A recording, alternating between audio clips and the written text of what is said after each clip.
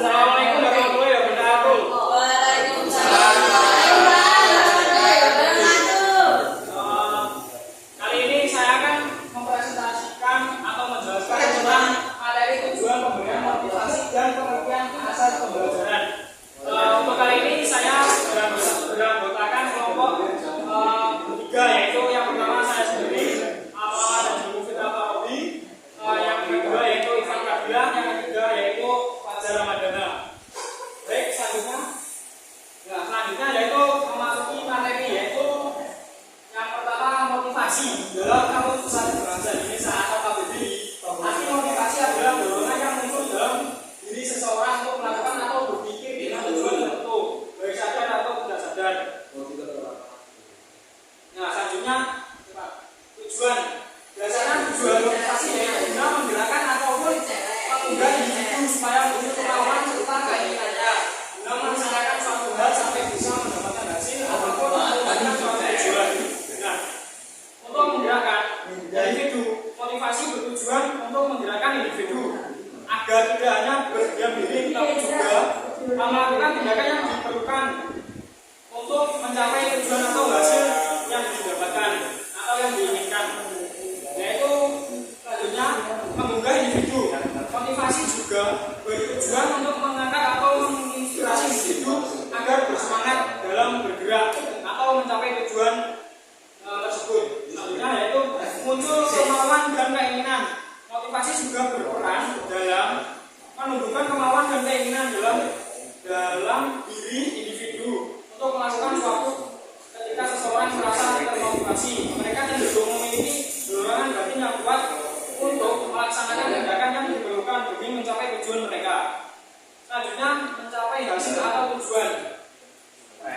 Tujuan utama dari motivasi adalah untuk membantu individu dalam mencapai hasil yang diinginkan atau mewujudkan tujuan yang telah ditetapkan.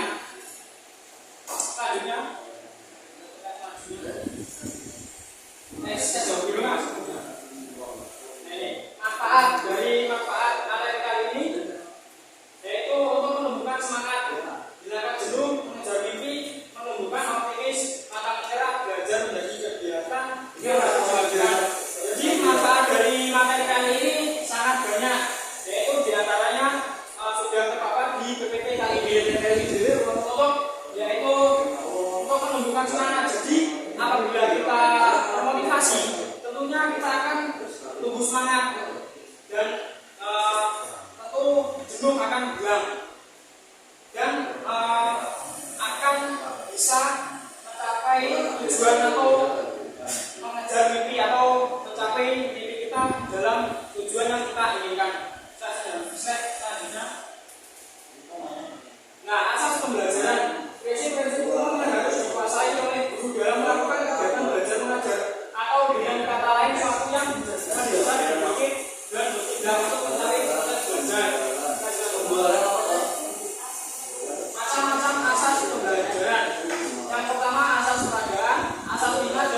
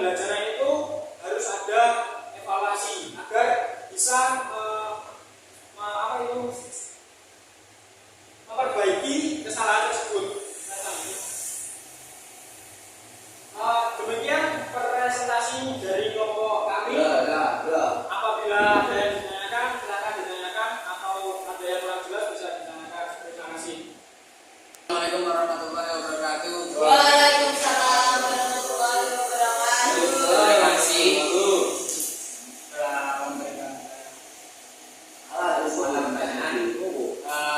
Saya akan bertanya.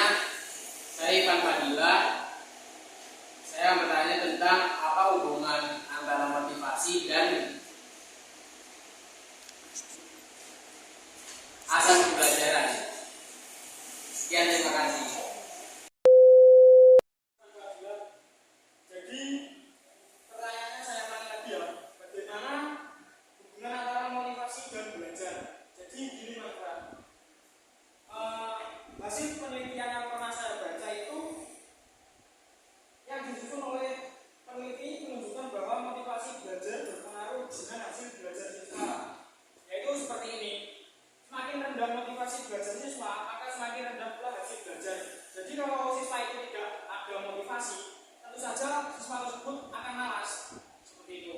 Nah, tentu sebaliknya, kalau begitu pun sebaliknya siswa motivasinya tinggi, tentu semakin tinggi pula hasil belajar tersebut dan semakin tercapai tujuan pembelajaran yang diberikan, seperti itu Mas.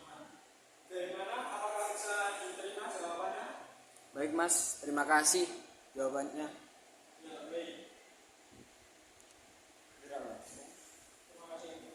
Untuk selanjutnya, karena waktu sudah habis dan presentasi dari kelompok kami sudah selesai, saya akhiri. Apabila ada kurang lebihnya, mohon maaf.